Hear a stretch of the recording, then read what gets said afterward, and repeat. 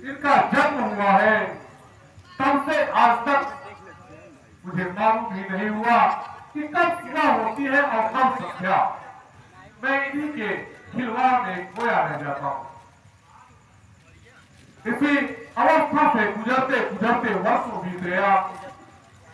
कभी मैं छोटे बड़े मझले इन्हीं नामों से इन्हें बार बार पुकारा करता हूँ, लेकिन किसी व्यक्ति का होना किसी व्यक्ति को उसके नाम से ही जाना जाता है।